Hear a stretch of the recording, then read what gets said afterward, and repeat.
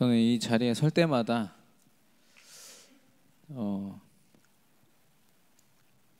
보이지 않아서 그렇지 좀 굉장히 땀을 많이 흘립니다. 그래서 여러분의 기도가 많이 필요하고요. 언제든 하나님 앞에서 여러분에게 주시는 하나님의 음성으로 전달할 수 있도록 여러분 기도해 주시기 바랍니다.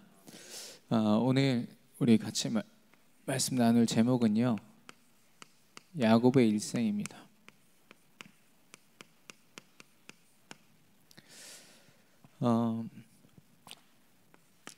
지난번에 혹시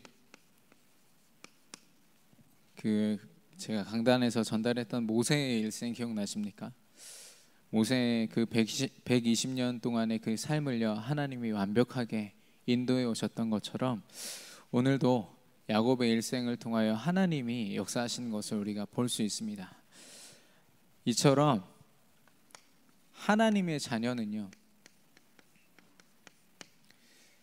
그 한 사람이 예수 그리스도를 마음에 영접하고 주인으로 모신 그 순간부터요, 그 사람의 삶은 언약의 여정 속에 있습니다.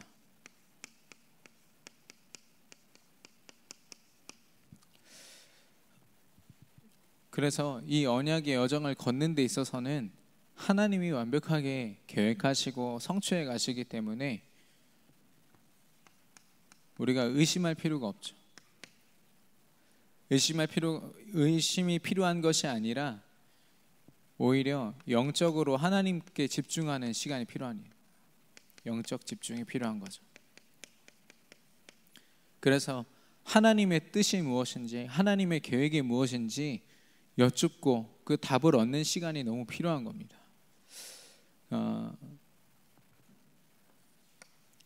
영적으로 집중하는 시간이 무엇일까요? 바로 날마다 말씀에 집중하며 말씀에 근거를 두는 삶을 이야기합니다.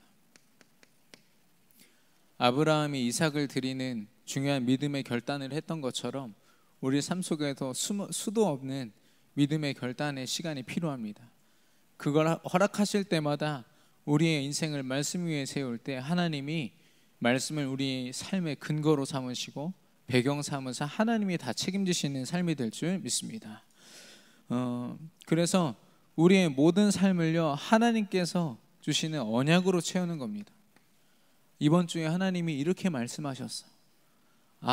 내가 이런 상황 속에서 하나님이 이런 말씀을 주셨어. 그리고 언약의 성취로 채우는 거죠. 이 언약을 붙잡았는데 이렇게 성취하셨어. 우리의 삶을요, 하나님이 주신 언약, 말씀과 그 말씀의 성취로 채워가는 것입니다. 그래서 이 말씀의 핵심이 되는, 우리가 언제든 잊지 않고 고백해야 되는 예수가 그리스도 되신 그 언약, 이 언약 앞에 우리가 완전히 결론 내려야 할 줄 믿습니다. 오늘도 이 야곱의 일생을 통하여서 하나님이 역사하심을 보고 나도 야곱처럼, 아브라함처럼, 이삭처럼 하나님 언약 앞에, 언약의 여정 앞에 완전히 내 삶을 드리고 결단하는 시간 되게 하옵소서. 여러분 기도하면서 오늘 말씀 함께 듣기를 바랍니다. 이 야곱에게 많은 사실 일들이 있습니다. 이렇게 모세는 40년 해가지고 딱 정리하기가 너무 좋았어요. 근데 야곱은 너무 많은 사건이 혼재되어 있습니다. 얼마나 복잡한지요.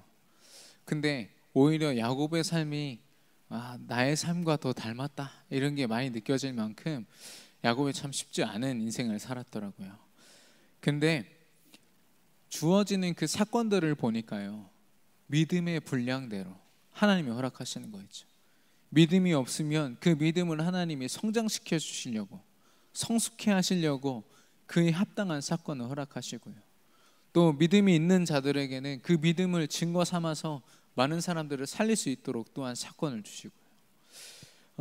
저와 여러분이 각자의 믿음의 분량을 확인하고 하나님이 어떤 사건을 허락하시든 그 앞에서 그리스도를 고백할 수 있는 믿음이 회복되기를 바랍니다. 그래서 오늘 우리에게 허락하신 이 모델이 바로 야곱이죠. 어, 일생이라고 했는데요. 그 또한 한 번의 삶을 살았습니다. 그리고 하나님은 그를 하나님의 가장 귀한 일에 결국엔 쓰셨거든요. 어쩌면 최고의 축복을 받았는지도 모릅니다. 그렇게 쓰임받기까지 어떤 언약의 여정을 걸었는지를 우리가 함께 확인하고 저와 여러분의 시간표를 봐야겠습니다. 야곱의 일생입니다. 첫 번째는 가장 축복받은 자.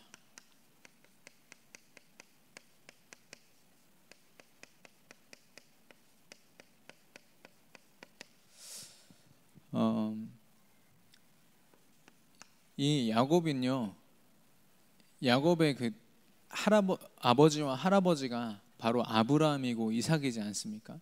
아브라함, 이삭, 야곱, 요셉, 이게 창세기에 가장 주축이 되는 그 언약의 가문입니다. 그 가운데 야곱이 있다는 거죠. 하나님이 영적인 축복을 허락하셨습니다. 왜냐하면 하나님의 언약과 직결되어 있기 때문에. 아브라함에게서부터 말씀하신 게 무엇이냐?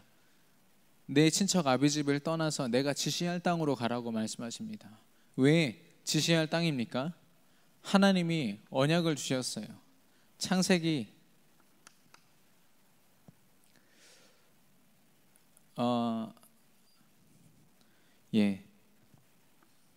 언약의 가문과 가정을 허락하신 이유. 창세기 3장 15절에 여자의 후손을 허락하신다고 말씀하셨습니다. 바로 오실 예수님이죠. 그 예수님이 결국엔 그리스도의 일을 하실 것이다라는 것을 이미 언약으로 주신 겁니다. 그리고 지시할 땅으로 가라. 젖과 꿀이 흐르는 땅으로 가라. 가나안 땅은 누가 오실 땅입니까? 예수님이 오실 땅입니다. 결국에는요, 예수가 그리스도라는 언약을요, 이 가문과 가정에 하나님이 깊이 언약으로 허락하신 거예요. 그걸 붙잡고 아브라함에서 이삭으로, 이제는 이삭에서 야곱으로 전달되는 그런 중요한 영적인 축복의 시간표인 거죠. 그래서 창세기 12장 2절에서 3절에 보면 하나님이 아브라함을 향하여 분명히 약속하십니다. 갈대아 우르를 떠나는 그 우상이 가득한 그 자신의 고향을 떠나는 그 순간부터 하나님께서 최고의 축복으로 아브라함을 인도하십니다. 그리고 지난주에 우리가 같이 나눴지만 창세기 22장 17절에서 18절에 보면은 아브라함이 이삭을 드리는 그런 결단을 하지 않았습니까?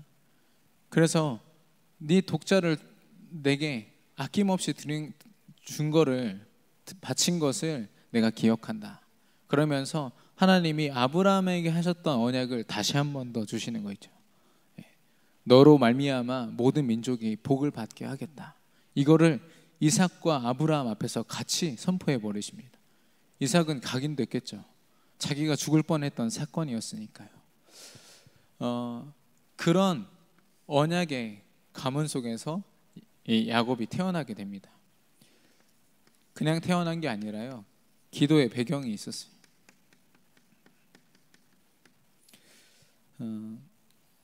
창세기 25장 21절에 보시면 그 이삭의 아내가 리브가입니다. 근데 리브가가 임신을 계속 못해요. 그래서 기도하면서 기다리거든요. 그 기다린 시간이 어느 정도냐? 20년 동안 기다려요. 20년 동안 아이를 달라고. 그래서 하나님이 응답을 하시는데 쌍둥이를 주십니다.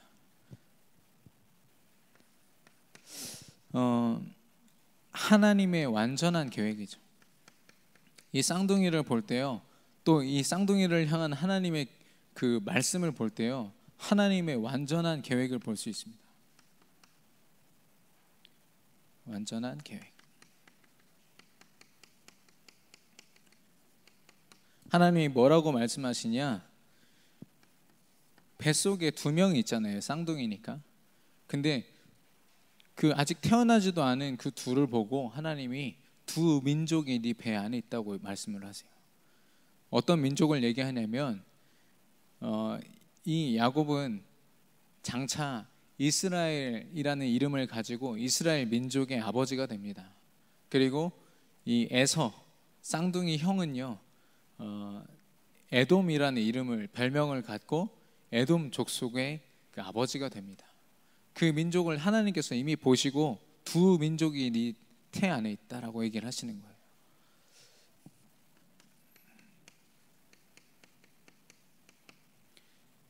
그리고 그 중에서도 하나님은요 일방적으로 선택하십니다. 쌍둥이라 하면 같은 조건입니다. 여기 원희 환희와 저 말고는 이해하시는 분이 없으실 겁니다. 예, 쌍둥이가 한번 돼보셔야 알 수 있는 거죠. 저도 그랬지만 3분 차이로 제가 그 오빠 자리를 누나한테 내줬거든요. 얼마나 지금도 이렇게 억울한지 모릅니다. 3분만 일찍 태어났어도 의사 선생님이 내 발을 먼저 잡았으면 내가 오빠가 됐을 텐데. 근데 사실 삶의 모습을 보면 누나가 더 누나 같을 때가 더 많아서 사실 결국에는 인정하게 됐습니다만 같은 조건에서요 분명히 에서가 먼저 태어나고 형이 됩니다. 그런데요 하나님께서 이미 태어나기도 전에 언약을 하십니다. 큰 자가 작은 자를 섬길 것이다. 이 말은 에서가 야곱을 섬긴다 이 말씀 아니십니까? 그래서 하나님께서 이미 야곱을 축복하시겠다는 것을 약속하신 거예요. 일방적으로요. 하나님이 야곱을 향한 완전한 계획을 가지고 계셨습니다. 그리고 부르신 거죠. 저와 여러분이 이런 야곱이 받았던 축복을 우리 삶 속에 적용해 보면요 저와 여러분이 하나님을 만나고 그리스도를 영접한 그때부터요 우리는 언약의 여정 속에 있고 하나님의 완전한 계획이 우리의 죽음까지도 우리가 천국 가는 그날까지도 하나님께서 완벽하게 인도하실 줄 믿습니다. 우리가 그 언약의 여정 속에 있는데 사실 그걸 못 누릴 때가 많이 있는 거죠. 근데 우리가 인정하든 인정하지 않든 일방적으로 하나님은 이미 그리스도를 우리에게 선물로 주셨습니다. 에베소서 2장에선 분명히 우리에게 주어진 구원을 하나님의 선물이라 말합니다. 선물은 대가로 주어진 게 아니에요. 일방적으로 너무 사랑해서 너무 좋아서 하나님이 우리에게 주신 거죠. 하나님이 택하셨어요. 그래서 우리는 그걸 은혜라고 합니다. 그래서 값없이 주어졌기 때문에 우리도 그 은혜를 날마다 감사하며 기쁨으로 누려야 될 사명이 있는 거죠. 하나님이 저와 여러분을요 하나님 자녀로 부르셨습니다. 어떤 환경을 가지고 어떤 문제를 가지고 태어났든 어떤 문제를 가지고 살아가든 상관없이요 저와 여러분은 최고로 축복된 사람들인 줄 믿습니다.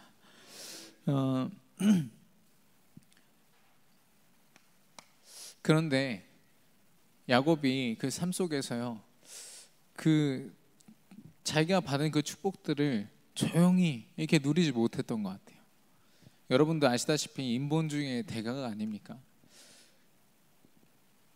그래서 많은 사건이 있었는데요 하나님 이 사건들을 다 보니까요 하나님이 야곱에게 언약을 각인시키는 시간으로 허락하셨더라고요.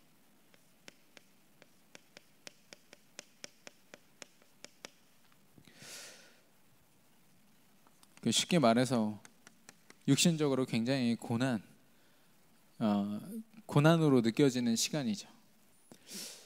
먼저 이게 야곱과 에서를 비교해 보면요 야곱은 그 이름 뜻이 발꿈치입니다. 쌍둥이 형이 먼저 태어나는 거를 눈 뜨고 볼 수가 없어서 태에서 나갈 때 자기 형 발꿈치를 잡았다. 이래서 이름 뜻이 발꿈치입니다. 그만큼 자기 술수에 능한 사람. 뭐 사기꾼이라고 이렇게 표현하는 것도 있고요. 근데 그러면은 자기 줏대라도 있어야 될 거 아닙니까? 보면 줏대가 없어요.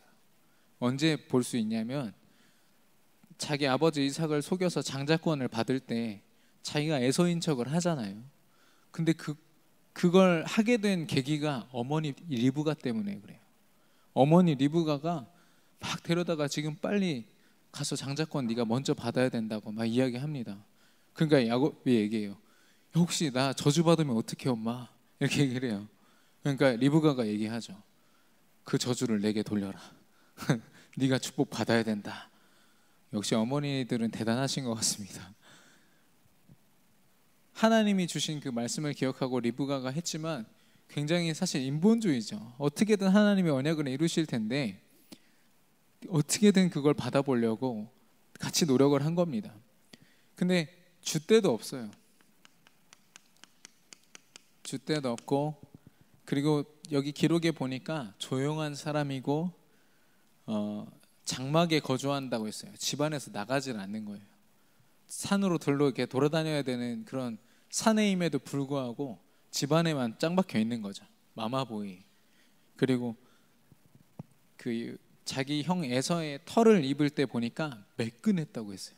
털이 하나도 없었던 거죠. 그만큼 이제 남자로서의 어떤 우리가 흔히 말하는 남자로서의 매력이 없고 어떤 그런 줏대도 없고 여러 가지로 참 부족한 게 많은 사람이었습니다. 그런데 하나 장점이 있었던 건 뭐냐면은 장자권에 대한 욕심이 있었어요.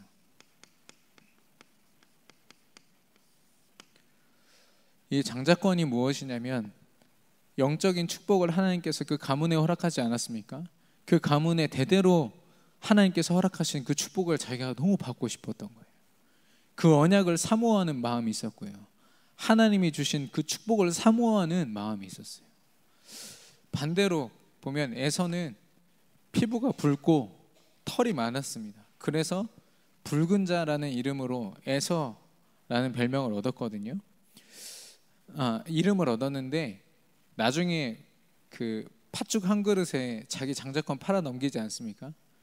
어느 날 사냥하고 들어왔는데 너무 피곤한 거예요. 그래서 배고프고 피곤해서 팥죽 좀 야곱한테 달라고 했더니 야곱이 그럼 장자권 나한테 넘겨. 그럼 내가 줄게. 그때 에서가 한 말이 나 지금 배고파 죽겠거든. 그러니까 그냥 내가 장자권 넘길게. 빨리 팥죽 그릇 줘. 그래서 에서의 별명이 에돔이 됩니다. 에돔. 붉은 팥죽 이래가지고 붉다라는 뜻으로 에돔이 되죠.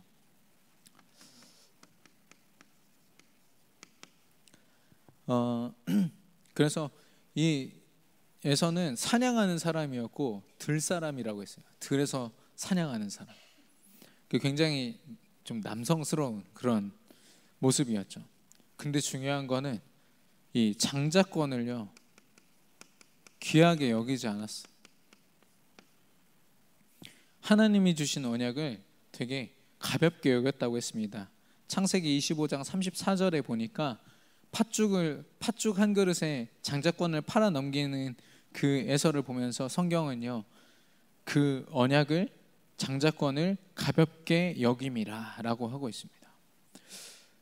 뿐만 아니라요 이 언약을 놓치니까 아무 이방 여자랑 결혼을 하는 거예요. 마치 창세기 6장에 하나님의 아들들이 사람의 딸들, 세상의 딸들을 취한 것처럼 언약의 가문이면 그 언약 안에서 자기 결혼이나 이런 모든 삶을 두고 고민해야 될 터인데 그렇지 않고 자기 눈에 그냥 차는 대로 그냥 이방 여자를 만나서 결혼해요. 근데 거기에 보면은 그게 이제 창세기 26장 34절 35절인데 이 리브가와 이삭으로 하여금 근심하게 만듭니다. 부모님을 근심하게 만들어요. 그렇게 언약과 상관없는 삶. 참 사람은 남자답고 멋있는데요 언약을 놓치고 있는 거 있죠. 하나님이 극명하게 이 둘을 이렇게 대비해서 보여주십니다. 첫 번째 발단이 되는 사건이 바로 장자권이죠. 팥죽 한 그릇에 에서가 팝니다. 장자권을 팔아서 그때도 이미 야곱이 가지고 있었죠. 근데 에서가 이 장자권을 받을 때는 아버지에게 그 안수받고 축복을 받아야 되거든요. 축복 기도를. 근데 축복 기도를 받는 그 타이밍에 리브가가 야곱을 들여보낸 거예요. 그래가지고 이삭이 목소리는 야곱인데 손을 만져보니까 에서인 거예요. 눈이 잘 안 보였다고 했거든요. 그래서 결국에는 이 장자권을요 가로챕니다. 성경에도 써 있습니다. 가로챘다고. 근데 이 가로채는 데 있어서는 리브가가 한 몫을 톡톡히 했죠. 그래서 이걸 결국에 안 에서가요 아버지에게 찾아가요. 어떻게 둘째 아들한테 야곱한테 이 장자권을 줄 수가 있습니까? 다시 내게 축복해 주십시오. 그랬더니 이삭이 한번 축복한 거는 돌이킬 수가 없다. 미안하다. 이렇게 얘기를 해요. 에서가 열이 받아가지고 이제 내가 야곱 만나면 죽여버리겠어. 이런 고백을 하고 그때부터 야곱은요 에서에게 쫓김을 당하는 인생이 됩니다. 그때부터 고난이 시작이 되는데요.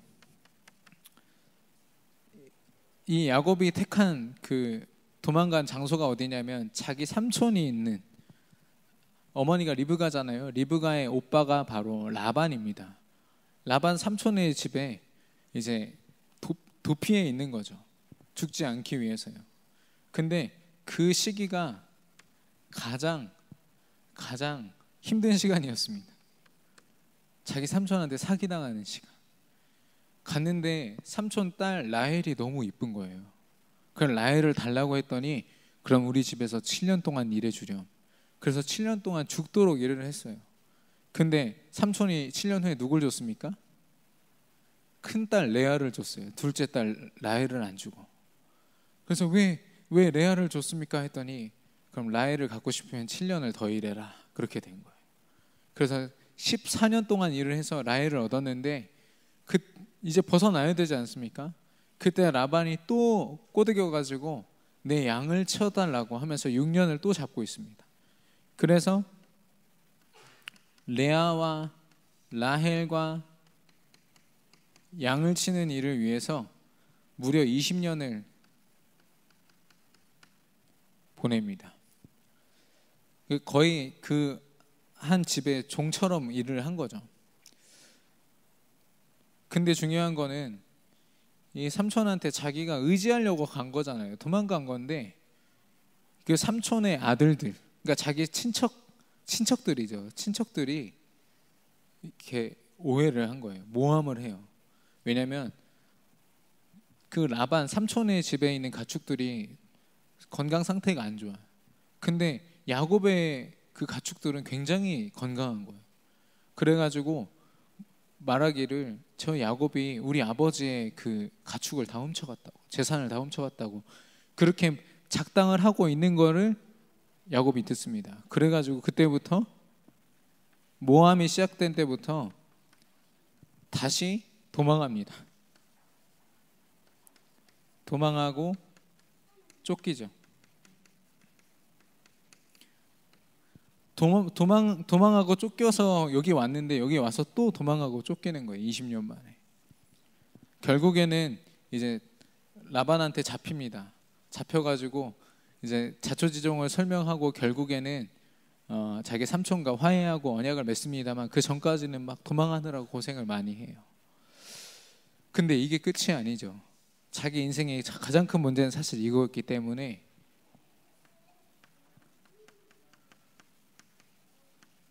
죽음의 위기를 야곱이 느끼게 됩니다.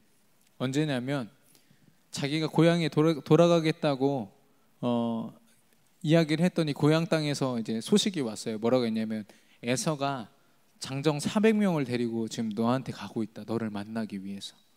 얼마나 야곱이 소름 끼치겠습니까? 안 그래도 나를 죽이겠다고 했던 형이 400명을 데리고 온다니요. 그래가지고 그때부터 야곱이 엎드려서 기도했느냐? 아닙니다. 이젠 진짜 제대로 인본주의를 쓰기 시작하는데요. 창세기 32장 7절에서 8절, 여기 보면은 자기 재산이 그래도 꽤 있거든요. 그걸 둘로 나눴다고 했어요. 왜 둘로 나눴냐? 두 때로 나누고 한 때를 보내요. 자기 형한테 보내서 거기가 당하면, 형한테 당하면 그 다음 때는 도망가라고. 그 정도로 머리를 씁니다. 그리고 32장 20절에 보니까 자기만 남고요, 나머지를 다 보내요. 재산 나눠서 다 보냈죠. 그 다음에 자기 자식들이랑 식솔들을 다 보냅니다. 자기 혼자 남을 때까지 다 보내요. 왜냐? 자기 안 죽으려고. 예, 수를 쓰는 거죠. 그래서 형의 감정을 푼 후에 내가 대면하면 내가 살 것 같다 라고 가족들한테도 이야기를 합니다. 그 정도로 이 야곱이 끝내 인본주의를 쓰는 거예요. 자기 나름대로 머리를 굴려서. 이런 머리는 머리라고 안 하고 통박이라고 합니다. 네. 그래서 아무리 굴려도 소용없는, 저는 이런 야곱의 삶을 보면서요, 또 적용해 볼 때 저와 여러분이 하나님을 믿는다고 하고 하나님의 언약 안에 거한다고 분명히 고백을 하지만 우리의 생각과 우리의 기준과 또 우리의 경험을 가지고 우리 인본주의를 쓸 때가 있어요. 하나님의 말씀을 우선하기보다 내가 원하는 것을 우선하면서 내 경험을 앞세울 때가 있습니다. 근데 그럴 때마다요, 여김없이 사단은요, 내 각인뿌리 체질된 걸 가지고 통로 삼는 거예요. 어떻게든 하나님 말씀 붙잡지 못하도록. 여러분, 만약에 인본주의 써서 여러분 성공해 보십시오. 그 부분에 있어서는 하나님 인정하지 않을 겁니다. 우리의 욕심으로는요, 우리의 연약함으로는요. 제가 저를 봐도 정말 한순간도 하나님 말씀이 아니면 끊임없이 불신앙하고 또 내 방법을 내세우는 게 나의 모습인 거예요. 이 야곱을 보면은 그냥 한숨이 나오지 않습니까? 참. 근데 우리가 그렇다니까요. 우리의 삶이 야곱과 같이 계속 인본주의를 쓰는 겁니다. 근데 하나님은요, 그런 우리에게 말씀하십니다. 그런 사단의 통로, 각인뿌리 체질, 나 중심의 생각들을 넘어서 하나님 말씀을 붙잡으라고 말씀하십니다. 야곱에게도 하나님은요, 늘 말씀으로, 언약으로 그 축복을 잊지 않고 더하셨습니다. 제가 어느 날 한 번은 어떤 분이랑 차를 타고 가고 있었어요. 차를 타고 가고 있는데 이제 제가 운전을 하고 그분이 조수석에서 저한테 이제 포럼을 해주셨어요. 교회에 대한 포럼, 전도자들에 대한 포럼, 얼마나 은혜가 되는지요. 그래서 한참 아멘 아멘 하면서 가고 있는데 차가 확 껴드는 거예요. 껴들었는데 순간 그분의 입에서요, 소름 끼치는 욕이 막 나오는 거예요. 쟤를 막 죽여서 어떻게 막 두동강을 내고 막 갑자기 막 그런 욕을 막 하시는데 소름이 막 돋아요. 이게 방금 전에 포럼으로 되게 충만했던 제가요, 막 두려워 떨고 있는 거예요. 이분이 내릴 것 같다는 느낌이 막 들어서. 그럼 막 욕을 막 하시다가 이렇게 머리를 한번 쓸어 넘기시더니 우리 어디까지 했죠? 이렇게 하면서 다시 포럼을 하시는 거예요.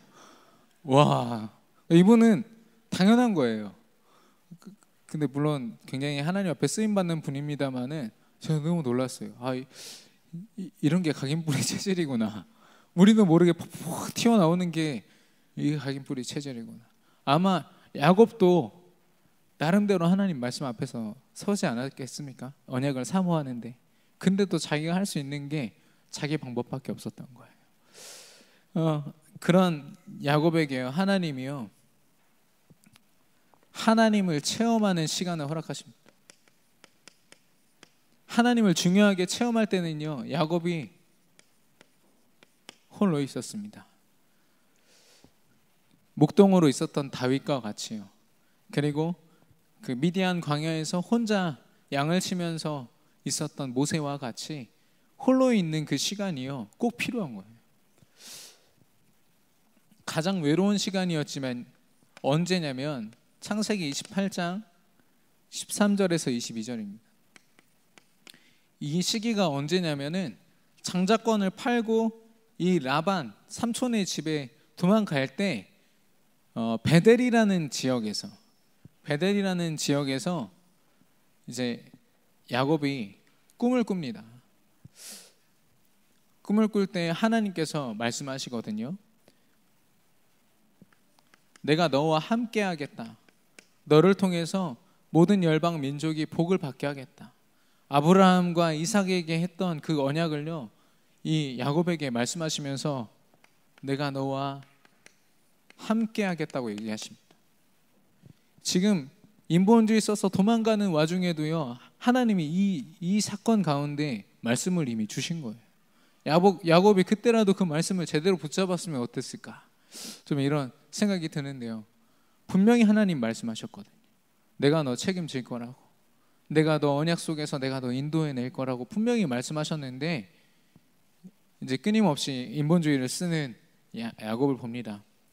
두 번째 홀로 있었던 그 시간은 언제냐면 32장 24절에서 32절, 오늘 같이 읽은 본문입니다. 지금 어떤 상황이냐면 자기 인본주의를 다 썼어요. 할 수 있는 걸 다 했어요. 그래서 자기 그 재산을 나눠가지고 보내고 자기 식솔들을 이제 보냈어요. 자기 혼자만 딱 덩그러니 남아있을 때 하나님의 천사가 와서 갑자기 요셉이랑 씨름을 합니다.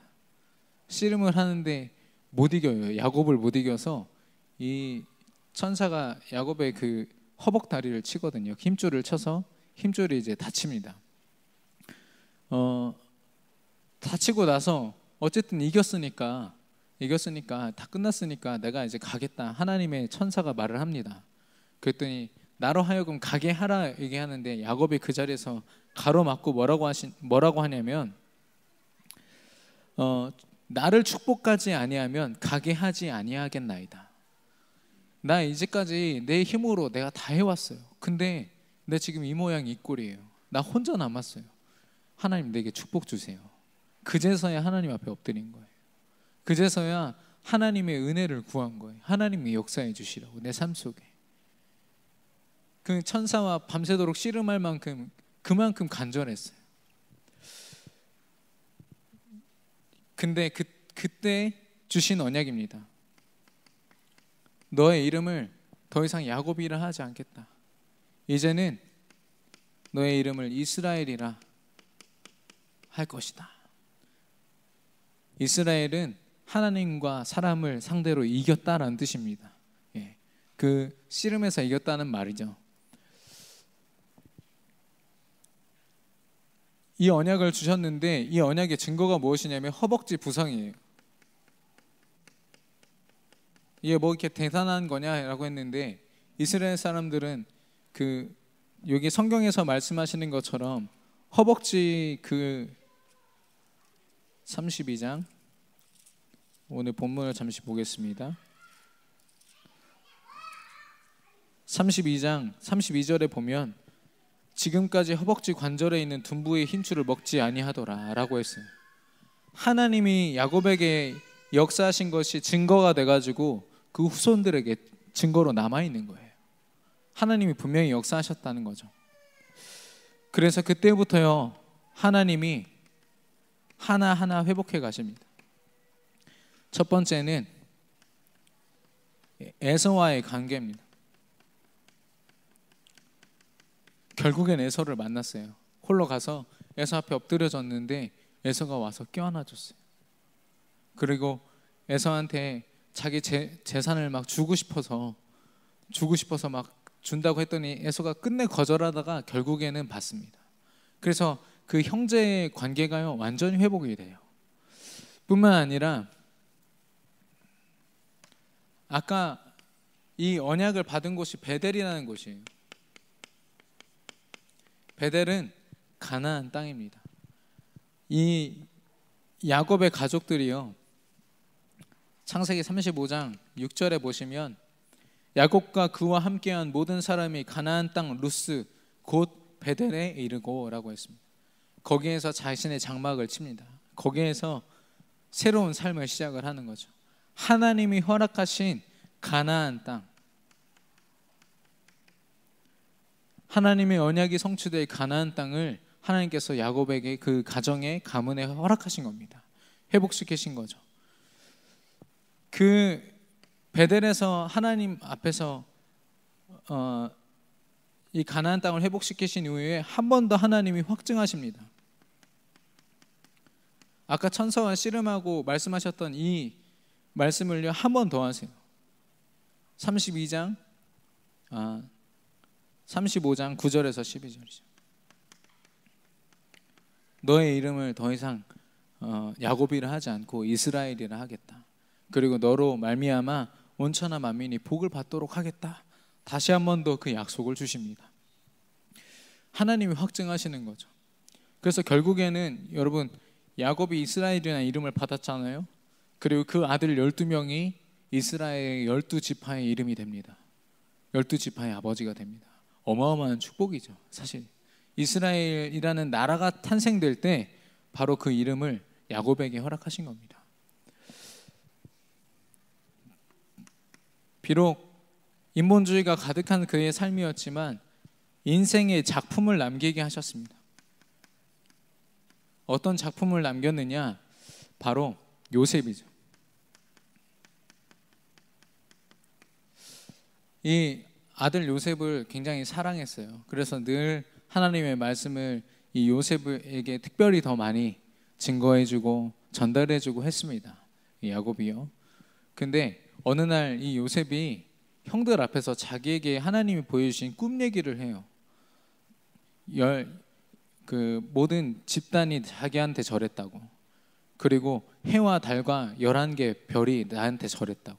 그 말은 형들 11명이랑 어머니 아버지가 자기한테 절했다는 말 아닙니까? 그래가지고 형들이 열받아가지고 이제 애굽에 팔잖아요. 근데 그때 야곱은 그 요셉의 말을 듣고 그 언약을 간직했다고 했습니다. 창세기 37장 11절입니다. 요셉이 진짜 철이 없이 고백한 그 하나님이 보여주신 그 꿈을 고백할 때요, 다른 사람들은 다 비웃었는데 야곱은 그걸 간직했다고 했어요. 하나님이 야곱에게 그렇게 역사하시는구나, 쓰시겠구나, 그걸 이미 알았던 거죠. 그리고 결국에는 이 요셉을 하나님께서 애굽에 팔려갔지만 노예 생활하면서 감옥 생활한 이후에 총리로 세우지 않습니까? 총리가 됐을 때 요셉이 자기 아버지와 가족들을 애굽으로 데리고 옵니다. 데리고 와서 바로를 만나게 해요. 47장 10절에 보시면 왜 야곱이 자기 땅을 버리고 애굽의 땅으로 왔냐면 기근이 너무 심한 거예요. 기근이 너무 심해서 먹을 게 하나도 없어요. 그래서 자기 땅을 버리고 이제 애굽으로 가거든요. 애굽에 도착해서 이제 바로를 만났는데, 사실 바로 앞에 자기가 그래도 민족의 지도자로 서 있지만 사실 땅도 잃었고 아무것도 없이 그냥 배고파가지고 쫓겨온 그런 입장 아닙니까? 근데도 바로에게 축복했다고 했어요. 하나님의 언약을 가진 자로서 그 당시에 초강대국이었던 애굽의 최고 왕이었던 그 바로 왕에게 축복한 겁니다. 하나님이요, 이 요셉을 야곱의 작품으로 남기시고 그를 통해서 세계 복음화를 이루셨어요. 그리고 그걸요 눈앞에서 보게 하신 거예요. 바로 왕이 자기에게 축복을 받도록. 어떻게 그런 일이 있겠습니까? 하나님의 역사하신 거죠. 저와 여러분이 좀 적용을 해보면, 저와 여러분에게 하나님께서는요 홀로 있는 시간을 원하십니다. 사람을 의지하고 많은 다른 것을 의지하는 그 시간에요, 그런 걸 다 내려놓고 하나님과 함께하는 홀로 있는 그 시간이 우리에게 매일 매순간 필요합니다. 그때요 하나님은요 우리를 회복시키시는 거예요. 하나님의 언약에 합당한 자로 가장 선한 길로 우리의 문제들, 우리의 모든 연약함을 하나님께서 이미 아시기 때문에 돌보시는 거죠. 그리고 확증하십니다. 너를 통해서 세계 복음화 하실 거라고. 결국에는 저와 여러분을 통해서 작품을 남기게 하실 줄 믿습니다. 최고의 작품은 우리 후대들입니다. 어제 핵심 메시지에서도 차세대 지도자 우리 렘넌트를 키우는 것이 최고의 응답이다 말씀하셨고, 또 RUTC 운동을 우리가 감당하는 것이 최고의 축복이라고 하셨고요. 또 렘넌트 미니스트리, 렘넌트를 사역하는 그 모든 것은요, 렘넌트를 양육하는 그 모든 것은 하나님의 능력이 된다고 했습니다. 저와 여러분이 이 요셉과 같이, 아니 야곱과 같이 작품을 남기는 삶을 살기 원합니다. 여기에 하나를 더하면 하나님이 그 이후에 많은 구약의 사람들한테 나타나실 때 뭐라고 얘기하시냐? 아브라함과 이삭과 야곱의 하나님이다 라고 하세요. 하나님이 야곱을 하나님 언약의 증인으로 세우신 겁니다. 그 인생은 비록 많은 불신앙과 인본주의로 물들어 있었지만 하나님이 그를 언약으로 세우신 거죠. 결론입니다.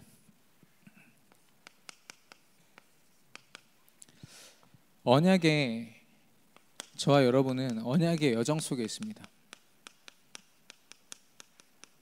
언약의 여정이라 함은 우리가 잘 되는 것을 말하는 것이 아니라 우리의 삶이 어떻든 예수가 그리스도 되심을 하나님은 증거하실 것입니다.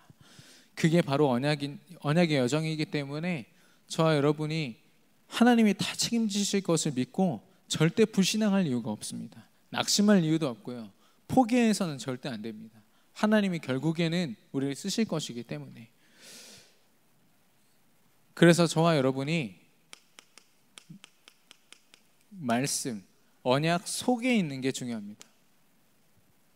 우리의 삶이 언약 속에 있는 거죠. 날마다 말씀 속에 있는 거죠. 이를 위해서 우리가 가장 필요한 게 뭐냐면 먼저 예배를 회복하고 예배에 집중하는 겁니다.